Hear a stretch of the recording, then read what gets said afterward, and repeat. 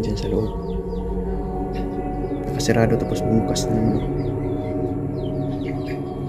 Hello? Nandito ba yung elemento?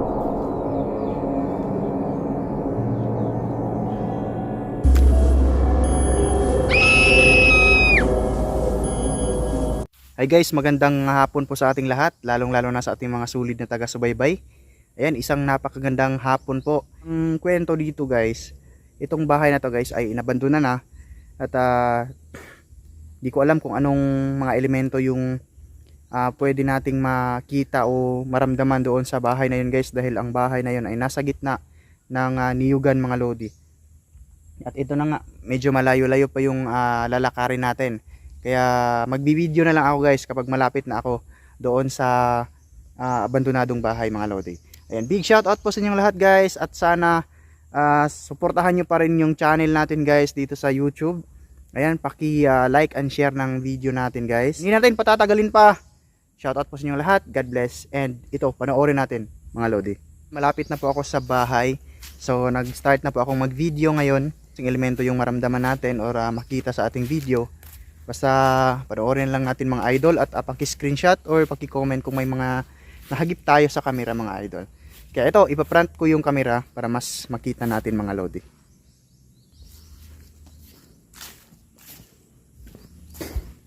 Ayan, malapit na po ako sa bahay. So ito yung bahay na sinasabi na medyo nakakatakot na bahay ito guys. Ayan. Kasi nasa gitna talaga siya ng ng niyugan mga lodi. Ayan, so mapapansin natin, para siyang kuprasan dito mga idol. At yan, walang dito, parang walang kapitbahay talaga. Ayan, wala tayong makitang bahay dito guys na medyo malapit sa bahay din na ito. Ayan, so ngayon papasukin natin. Lapit na po ako sa sa pintuan ng bahay na to. Medyo rin, kinakabahan ako guys kasi first time nating nakarating dito sa bahay na to mga idol. At kahit umaga or kahit may araw ngayon guys, nakakilabot pa rin dahil hindi natin alam kung ano yung pwede nating ma-encounter ngayon dito guys sa loob. Yan, napakatahimik mga lodi. Kaya ito na, ating pasukin ang bahay mga lodi.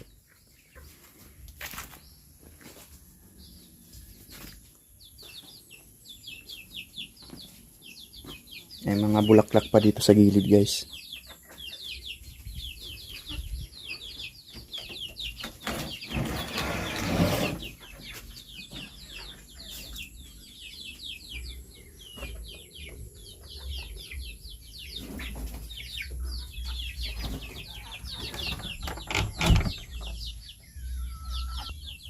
Ayan.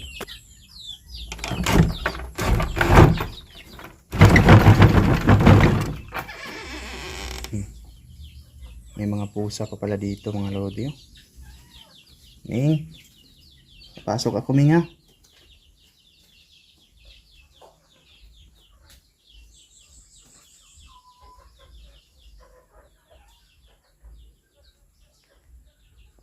Sino kayo nag-aalaga nito mga idol? May mga pusa dito guys. Siguro pumupunta pa rin yung may-ari dito kapag may oras sila mga idol, no? Na pumunta dito kasi may mga gamit pa rin na naiwan dito.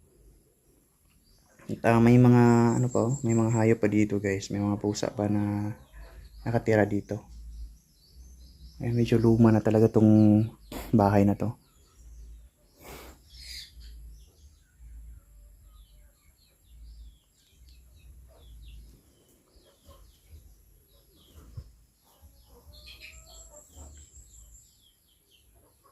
Ayan.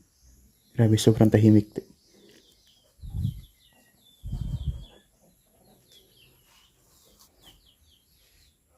Ayan. Medyo maliit lang yung bahay guys. At napapansin natin na may mga gamit pang naiwan dito. Tulad nito guys. Pero sira na to guys. Kasi iniwan na dito sa loob ng abandonadong bahay. May mga tuwalya pa dyan at saka may mga gamit pa. So malinis naman siya guys. Hindi naman siya masyadong kalat dito mga idol. Kaya siguro may mga hayop pa dito guys kasi pinupuntahan pa nila ito tuwing umaga mga lodi, no? So, may nararamdaman akong konting dito guys. Takot.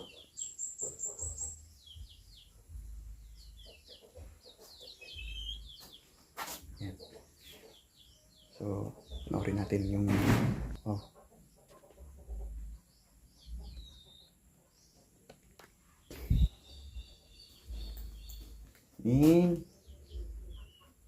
pusang to, ang babait ng mga pusa dito guys.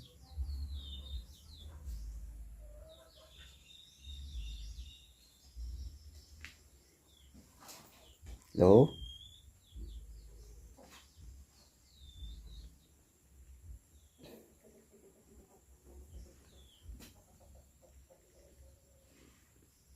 Hindi na ako papasok dyan mga idol kasi baka may nakatagong ahas dyan guys. Delikado tayo.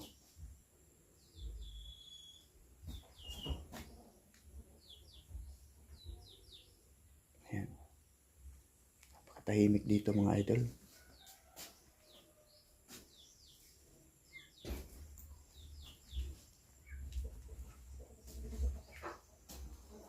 Ayan o. May mga naiwan pang gamit guys. Sa kusina. Ayan, napapansin natin.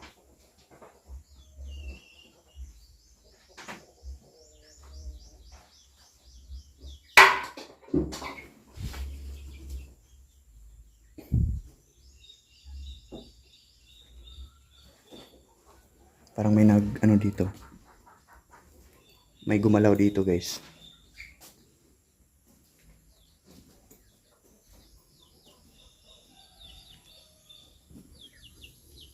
Hello?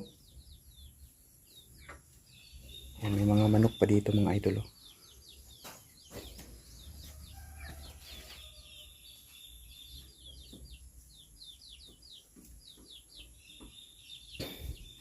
May elemento ba na nakatira dito? O naninirahan?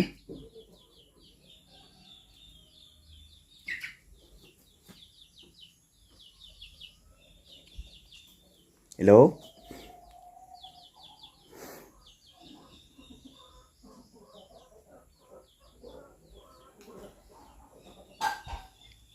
Ayan o. May mga kumakalabog guys nasa paligid natin. Pero baka lang. Baka hayop lang siguro yung nagdadabog-dabog mga idol. Kawawa naman tong pusa na to. Mingkay. Ikaw ba yung nagbabantay dito, Mingkay?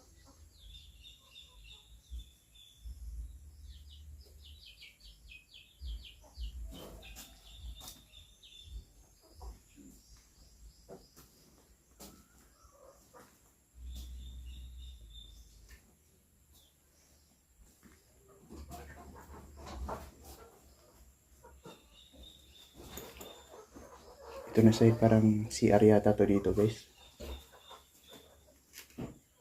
Ayan, napakadilim dito sa loob.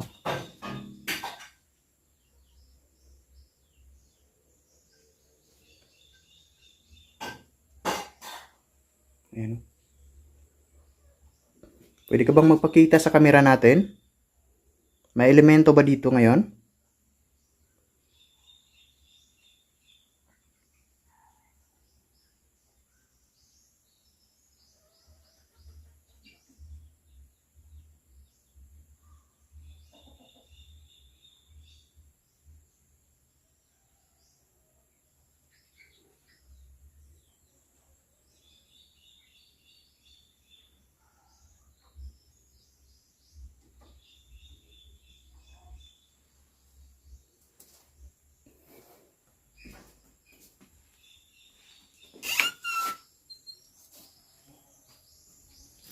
Tinitignan ko yung inapakan natin guys, baka may mga ahas dito.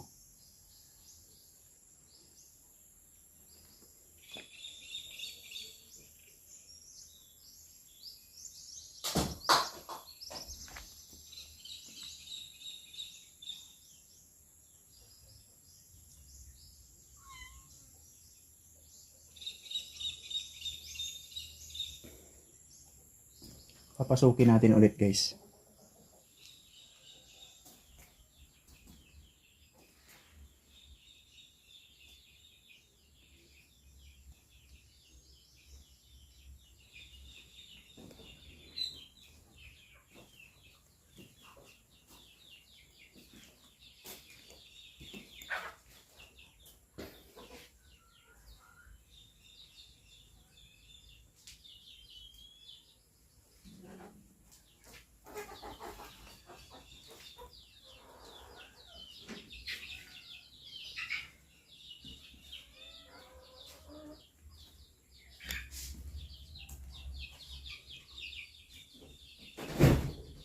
Wow.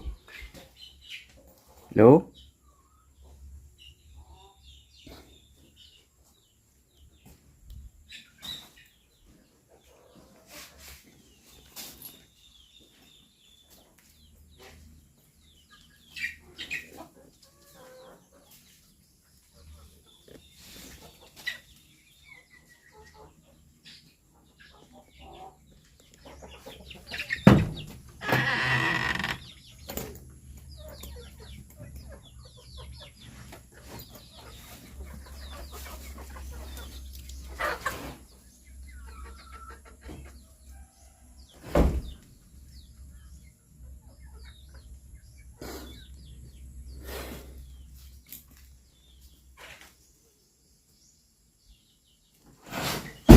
Wow. Ako, nandyan guys. Parang nandyan sa loob. Nakasirado tapos bumukas na naman oh. Hello? Nandito ba yung elemento?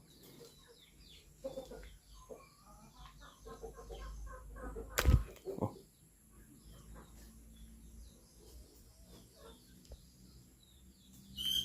Hello? Hello?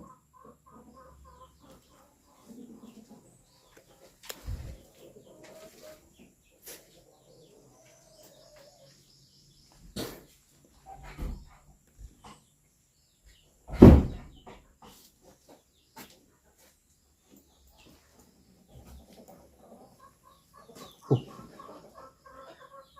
Sumara na naman guys oh. Nakabukas to kanina. Tapos ngayon. Ayan guys. Nagsara ang pinto mga idol. Bigla siyang nagsara. Ibig sabihin may elemento dito sa loob mga lodi. Hello? Nandito ba kayo sa loob? Pwede kayong magparamdam? Yes. Nag-umpisa akong kinalibutan dito mga lodi. Sana kaya? Ano dito guys? Grabe dito mga lodi. Nakakatakot dito sa loob ng bahay na to guys. Kadalasan kasi kapag wala na nakatira mga idol, mga inabandona na mga kubo, kagaya nito guys, bahay. Tapos nasa gitna pa siya ng ano ng niyugan mga idol, no? Walang malapit na kapitbahay. Kadalasan talaga guys ay tinitirahan ng mga elemento mga lodi. Kaya tayo pumunta dito. Ito kanina guys, hindi ito ganito posisyon ng ng pintuan.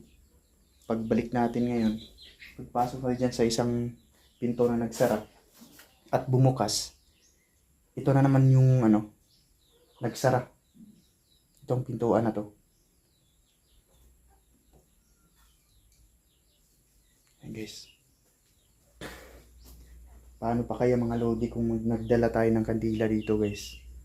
Baka mas lalo pa silang magparamdam sa atin. Ayun mga lodi, maraming thank you po sa inyong lahat sa patuloy na panonood. Parang maano yung tinga ko guys sa sobrang tahimik dito. Parang mabibingi tayo dito guys.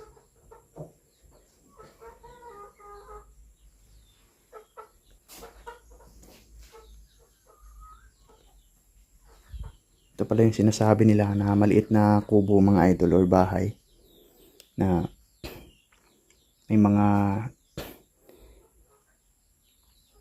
elemento daw na tumitira na dito.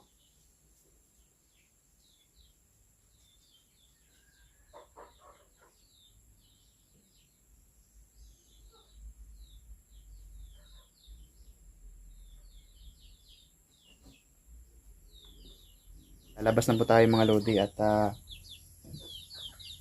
papasalamat din ako sa inyo guys dahil na-experience din natin na matakot sa iba't ibang lugar na pinupuntahan natin mga lodi, no? Ayan, so itong nasa likuran ko guys ay ang abandonadong bahay at kung may oras ako guys na maka-vlog, nakabalik ako ulit dito dahil napakalayo po ng area na ito mga idol sa area na inuuwian ko. Kaya kung may panahon tayo guys at may mag ano sa atin ng konting tulong sa atin guys, babalikan ko to guys kahit pamasahe mga lodi. Babalik at babalik ako dito at babalikan ko ito ng gabi. Magdadala tayo ng mga kandila guys. May nagpaparamdam pa rin kahit lumabas na ako guys, may nagpaparamdam pa rin sa loob ng bahay na to. So maraming salamat sa inyo lahat mga idol.